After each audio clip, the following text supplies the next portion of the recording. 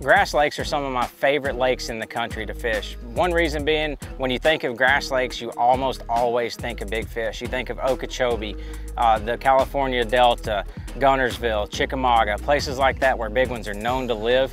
And that's one of my favorite things. Number two is it has a lot of habitat. It really spreads the boats out, but when you have more habitat, you have to be able to cover a lot of water. And I think that's one mistake that people make when they fish grass lakes is they don't move around enough, they don't cover enough water, they don't burn down the bank.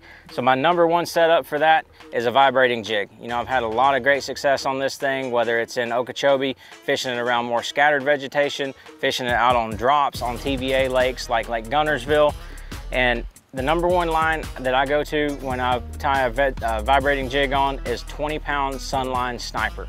This is a very thin diameter line, so 20 pounds not going to be really big on your spool. You're still going to be able to make those big long casts, but you're going to have the strength to get those fish up and out of that vegetation. Make sure you get them in the boat and into the weigh-in.